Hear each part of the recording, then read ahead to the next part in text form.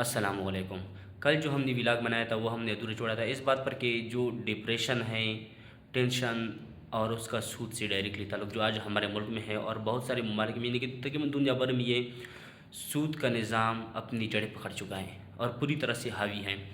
یہ سود کا نظام کس لیے لایا گیا تھا اور آج کا امریکہ جو سپر پاور ہے اس کا کیا تعلق ہے؟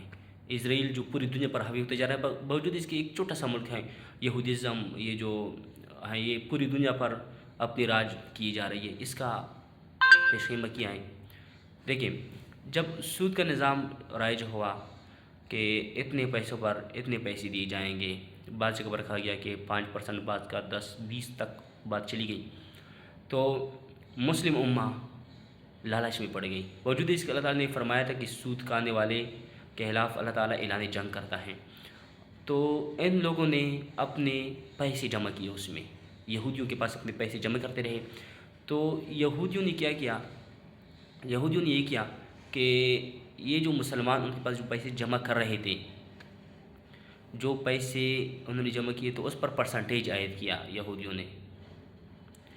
تو پرسنٹیج عائد کرنے کے بعد آگے جو مسئلہ بنا وہ یہ تھا کہ پرسنٹیج عائد کیا تھا کہ اتنی پرسنٹ کہ ہم سود دیں گے آپ لوگوں کو۔ تو یہ مسلمان لالچ میں پڑ گئے، یہ پیسے نہیں نکال رہے تھے اور ان کے اتنی زیادہ پیسے ہو گئے کہ پھر وہ یہودی دینے کے لیے تیار نہیں تھے۔ اب وہی مسئلہ ہے، جو ہمارے حکمران طبقہ ہے وہ ان کے ہاتھوں ذلیل ہوتا جا رہا ہے۔ اس کی وجہ یہ ہے کہ انہوں نے بہت سارے پیسے ان کے ہاتھوں جمع کیے ہوئے ہیں، ان کے پاس ہے ان کی مال و دولت۔ تو اب یہ جب مانگتے ہیں وہ دیتی نہیں ہے، تو ان کی غلامی کرنا اب ان کی مجبوری ہو گئی ہے۔ اب اس کا ڈپریشن ان چیزوں کیا تعلق ہے؟ اب دیکھیں، اس کا ڈائریکٹلی تعلق یہ ہے کہ جب آپ کے اتنے زیادہ پیسے ایک جگہ پر پھنسے ہوئے ہو تو ظاہری بات ہے آپ کو ٹینشن تو ہوگا اس کا نا، تو پھر تو ڈپریشن کے آپ شکاری ہوتے ہوں گے اور تو کوئی راستہ نہیں ہے۔ ٹینشن، ڈپریشن، سٹریس، ان چیزوں کے آپ شکار ہوتے ہوں گے۔ تو اب اس کا علاج کیا ہے؟ ہم نے پرسوں بات کی تھی کہ اس کا ایک علاج یہ ہے کہ اپن ایکسرسائز کرے، ایکسرسائز سے انسان کے جسم یعنی کہ صحیح رہتی ہیں اور یہ کہ ان چیزوں پر قابو پایا جا سکتا ہے۔ اور دوسرا ہے کہ کافی بندہ پی لے یا ٹافی، اس طرح میٹھی چیز کا لے تو اس سے بھی نہیں کہ ہو سکتا ہے، لیکن یہ ان کے سائیڈ ایفیکٹ ہیں ان چیزوں کے۔ اور ایکسرسائز کا سائیڈ ایفیکٹ نہیں، لیکن آج کے اس وقت میں کسی کے پاس نہ اتنی جگہ میسر ہیں اور نہ ہی اتنا ٹائم ہے کہ وہ ایکسرسائز کرے۔ لیکن اب اس کا مین علاج کیا ہے؟ کوئی تو ہوگا نا، اور وہی ہے اسلام۔ اللہ تعالیٰ نے قرآن پاک میں فرمایا کہ اسلام میں پوری داخل ہو جاؤ، یہ نہیں کہ کچھ کرو کچھ نہ کرو۔ اب فار ایگزامپل آج کے دور میں جو داڑھی رکھنا ہے کوئی نہیں رکھتا، اللہ تعالیٰ ہمیں توفیق دے کہ ہم بھی رکھ لیں، لیکن ہم نے آدھا اسلام پہ عمل کیا اور آدھا اسلام ہم نے چھوڑ دیا۔ جو آرام تھا پرسکون تھا اس کو کیا، جو آرام اور پرسکون جس میں نہیں تھی اس میں نہیں کیا، جو دل کیا وہ کیا، جو دل نہیں کیا اس کو چھوڑ دیا۔ لیکن اسلام ایسا نہیں ہے، اسلام ایسا ہے کہ سارا کے سارا آپ نے کرنا ہے، پورے اسلام پر عمل کرنا ہے، پورے اسلام کو اپنی زندگی میں لے کر آنا ہے آپ نے۔ تو یہی بہترین علاج ہے ڈپریشن کا، سٹریس کا، ہر چیز کا، اگر آپ اسلام پر عمل کریں۔ پوری دنیا میں 2025 میں 2024 میں اگر آپ دیکھ لیں جو اکانومی ہے جس نے سب سے زیادہ اگر ترقی کی ہے تو وہ افغانستان کی ہے۔ افغانستان وہ ربا میں وہ ٹرسٹ میں وہ کرتی ہی نہیں ہے، وہ کاروبار کرتی ہی نہیں ہے، انٹرسٹ میں، سود میں وہ کرتی ہی نہیں ہے۔ اللہ تعالیٰ کا یہی ہے کہ اگر آپ سود نہیں کھاتے، آپ سود میں کاروبار نہیں کرتے تو وعدہ ہے میرا کہ آپ لوگوں کی مدد کروں گا، آپ لوگوں کے ساتھ ہوں گا۔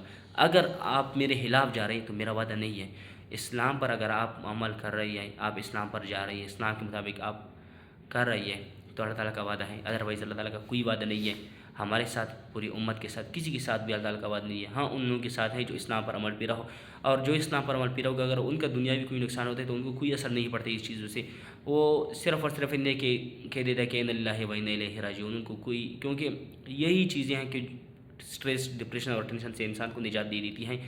اسلام پر عمل کرنا اور پورے اسلام پر کرنا، صرف یہ نہیں کہ کچھ اعمال کر لے اور کچھ چھوڑ دیے۔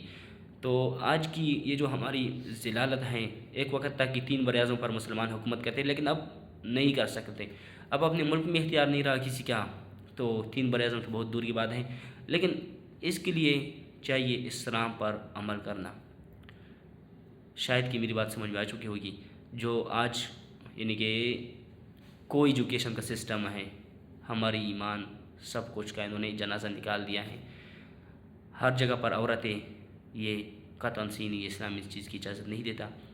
تو اس لیے کامیابی یہی ہے، اگر آج بھی ہم کامیاب ہونا چاہتے ہیں تو یہی ہے کہ ہم پلٹ کر آ جائے مذہب کی طرف، اسلام کی طرف، اور سود ربا میں کام کرنا ہی چھوڑ دے، نہ سود کھائے نہ سود کھلائے۔ وآخر دعوانا ان الحمدللہ۔